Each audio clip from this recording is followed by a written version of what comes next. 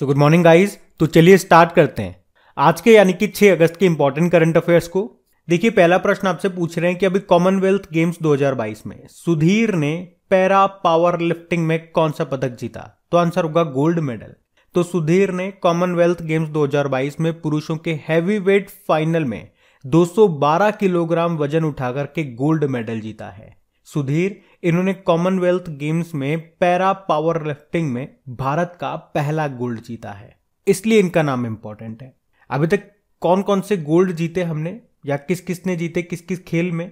तो सबसे पहला गोल्ड लेकर के आई थी मीराबाई चानू, 49 किलोग्राम कैटेगरी में ये वेटलिफ्टर है। उसके बाद जेरेमा लाल रेनुंगा 67 किलोग्राम कैटेगरी में ये भी वेटलिफ्टर है। और उसके बाद अचिंता शेवली 73 किलोग्राम कैटेगरी में गोल्ड जीता, ये भी वेटलिफ्टर है। भारतीय पुरुष टेबल टेनिस टीम ने भी गोल्ड जीता है और भारतीय टीम ने लॉन बाउल्स में भी गोल्ड जीता है। बाकी कॉमनवेल्थ गेम्स 2022 ये कहां पे हो रहे हैं? बर्मिंघम यूके में। इसका शुभंकर मैस्कॉट क्या है? पैरी द बुल। और याद रखना, इस बार पहली बार महिला क्रिकेट को इसमें शामिल किया गया, तो एक प्रश्न बन जाएगा कि भारतीय महिला क्रिकेट टीम की कप्तान किसे बनाया गया? हरमनप्रीत कौर को। और इसमें उद्घाटन समारोह में फ्लैग बियरर ध्वज वाहक कौन है? 2 जने हैं, एक तो हमारी जो शटलर है पीवी सिंधु, और जो भारतीय पुरुष हॉकी टीम के कप्तान है मनप्रीत सिंह। और अगले वाले यानी कि 2026 में कॉमनवेल्थ गेम्स कहां पे होंगे? तो ऑस्ट्रेलिया के विक्टोरिया में होंगे। इतना आपको यहां से याद रखना है। बढ़ते आगे। फिर बताइए, किसे 27 अगस्त 2022 को भारत का 39वां 49 नंबर का मुख्य न्यायाधीश बनाया जाएगा? तो आंसर होगा you Lalit, Uday you Lalit को। तो न्यायाधीश उदय यू ललित को भारत का 39वां मुख्य न्यायाधीश बनाया जाएगा। वे किनका स्थान लेंगे? एनवी रमन्ना का स्थान लेंगे। लेकिन याद रखना, इनका जो कार्यकाल होगा ये 3 महीने के लिए होगा। और आपको बता दूं, वे न्यायाधीश एस.एम. सीकरी के बाद वकील से सीधे इस पद पर पहुंचने वाले दूसरे न्यायाधीश हैं जो कि चीफ जस्टिस ऑफ इंडिया बनेंगे। जिन एस.एम. सीकरी की हम बात कर रहे हैं वो 1971 और 1973 के बीच में चीफ जस्टिस ऑफ इंडिया थे। अच्छा, चीफ जस्टिस ऑफ इंडिया को शपथ कौन दिलाते हैं? तो आंसर होगा प्रेसिडेंट। और प्रेसिडेंट को कौन दिलाते हैं? चीफ जस्टिस ऑफ इंडिया, एक दूसरे को। आपको पता है, सुप्रीम कोर्ट ऑफ इंडिया ये कॉन्स्टिट्यूशन के पार्ट 5 में आता है, और पार्ट 5 में सबसे पहले आते हैं प्रेसिडेंट, अनुच्छेद 52 आर्टिकल 52 में। और सुप्रीम कोर्ट 124 से लेके 147 तक। तो सुप्रीम कोर्ट के जितने भी जजेस हो गए और जो चीफ जस्टिस हो गए उनको अपॉइंट करते हैं कौन? प्रेसिडेंट। इसमें आर्टिकल 125 में बताया गया है सुप्रीम कोर्ट के जजेस की सैलरी के बारे में, और 126 में इनके अपॉइंटमेंट्स के बारे में बताया गया है, और इनके रिटायरमेंट एज कितनी होती है। तो 62 ईयर होती है हाई कोर्ट के चीफ जस्टिस की, या फिर 6 साल का कार्यकाल। और उधर सुप्रीम कोर्ट में बात करोगे तो 65 ईयर होती है चीफ जस्टिस की, या फिर 6 साल का कार्यकाल। अच्छा, मुझे बताओ, पहले चीफ जस्टिस ऑफ इंडिया कौन थे? हीरालाल जे कानिया थे।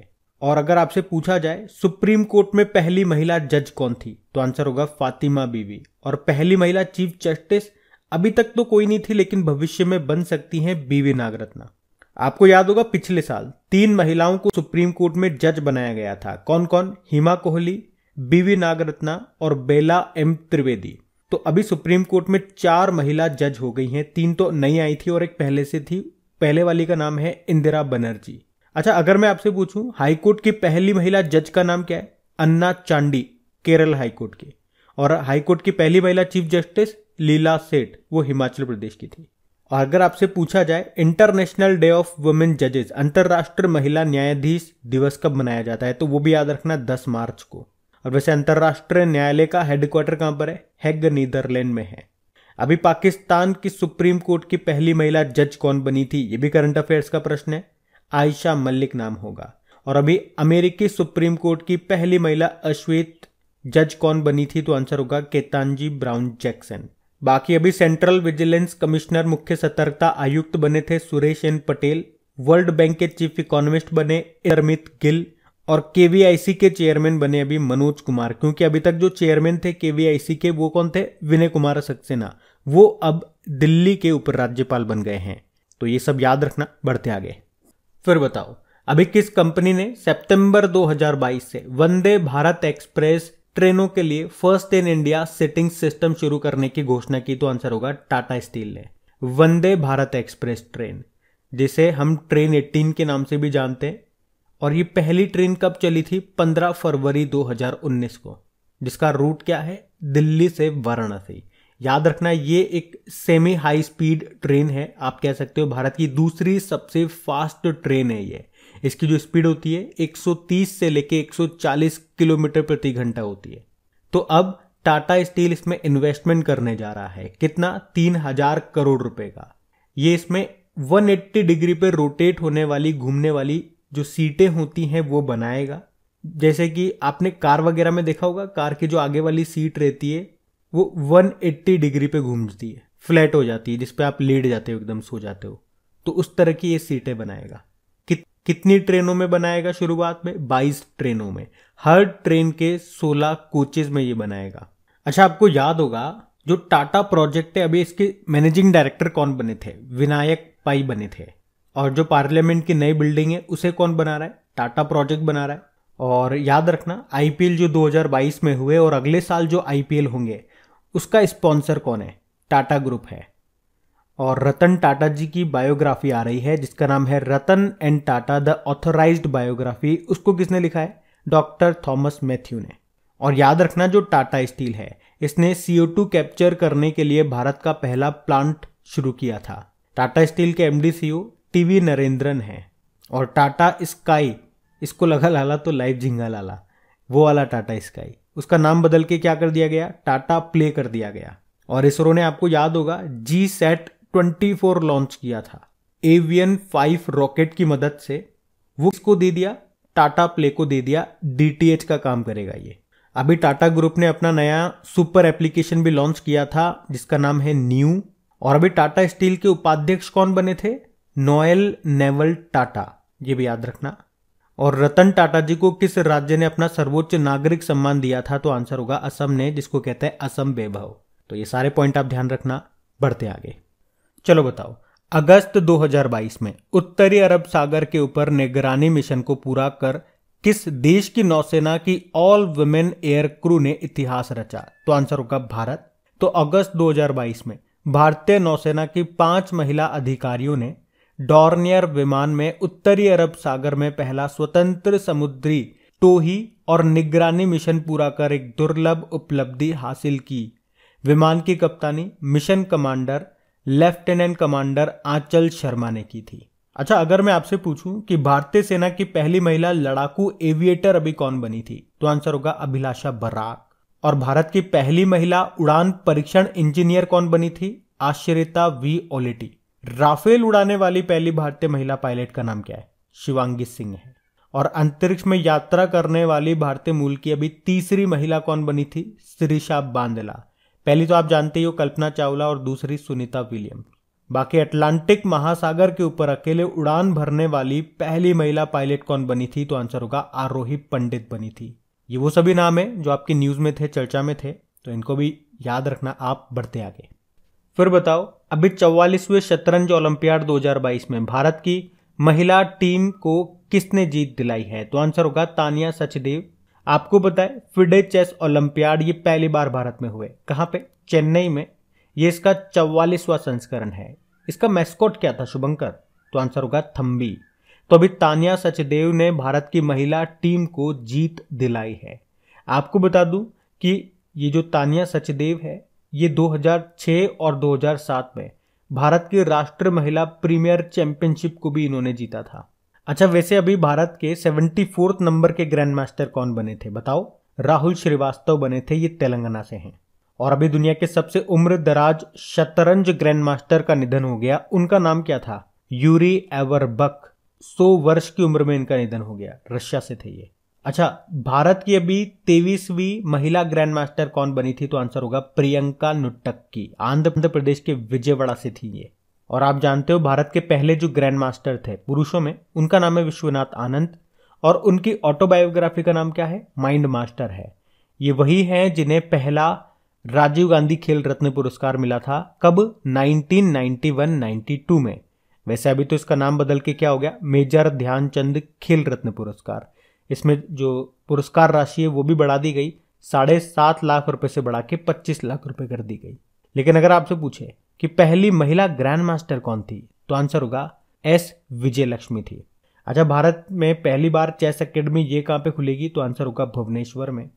आप जानते हो अभी हमने वर्ल्ड चेस डे मनाया था, कब, 20 जुलाई को। और ये जो फिडे है ये चेस को रेगुलेट करने वाली बॉडी है, इसका हेडक्वार्टर कहाँ पर है, लुज़ेन स्विट्जरलैंड में है। और जो आपका चेस बोर्ड होता है ना, क्योंकि यहां से भी प्रश्न बन जाता है स्टैटिक प्रश्न कि इसमें टोटल नंबर ऑफ स्क्वायर्स कितने होते हैं, तो आंसर होगा 204 होते हैं। तो ये सारे पॉइंट्स आप यहां से याद रखना। बढ़ते आगे। अच्छा बताओ, अक्टूबर 2022 में कौन सा देश United nation security council counter terrorism committee की विशेष बैठक की मेजबानी करेगा, तो आंसर होगा भारत। तो भारत आतंकवाद के विरुद्ध 29 अक्टूबर को एक विशेष बैठक में संयुक्त राष्ट्र सुरक्षा परिषद के 15 देशों के राजनयिकों की मेजबानी करेगा।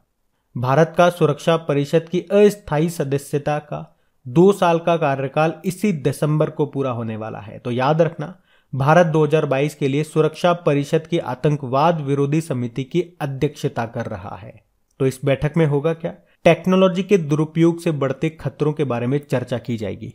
अच्छा, आपको याद है अभी किस भारतीय को साउथ सूडान में संयुक्त राष्ट्र मिशन में फोर्स कमांडर नियुक्त किया गया था, तो आंसर होगा मोहन सुब्रमण्यम को।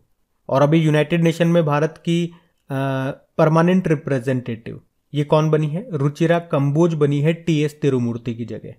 देखो, यूनाइटेड नेशन सिक्योरिटी काउंसिल की पहले बात करते हैं। इसमें टोटल 15 मेंबर होते हैं, 5 परमानेंट मेंबर होते हैं जिनके पास वीटो पावर होती है। कौन कौन से हैं वो, रशिया, फ्रांस, यूएस, चाइना और इंग्लैंड। और 10 जो हैं वो नॉन परमानेंट मेंबर हैं जिनका कार्यकाल 2-2 साल का होता है। और अभी इंडिया इसमें 8वीं बार शामिल हुआ था। और मुझे बताओ, अभी under secretary general of United nation कौन बनी थी, रबाब फातिमा बनी थी। ये यूनाइटेड नेशन में बांग्लादेश की परमानेंट रिप्रेजेंटेटिव हैं। और संयुक्त राष्ट्र ग्लोबल कॉम्पैक्ट द्वारा मान्यता प्राप्त करने वाले पहले भारतीय कौन बने, तो आंसर होगा रामकृष्ण मुक्कावेली।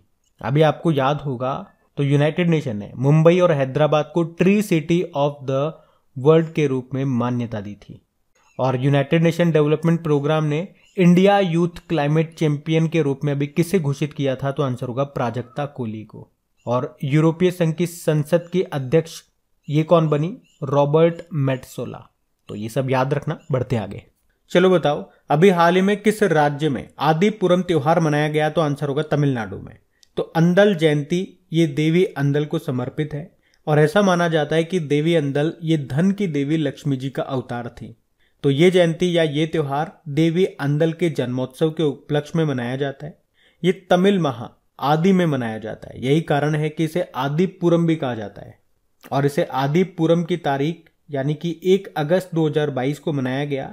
ये आदिपुरम देवी शक्ति को भी समर्पित है और ऐसी मान्यता है कि इस दिन देवी शक्ति धरती पर आती है और अपने भक्तों को आशीर्वाद देती है। वैसे तमिलनाडु में थाई पुसम त्योहार भी मनाया जाता है। और तमिलनाडु का एक शहर है मदुरै, उसे त्योहारों का शहर कहा जाता है।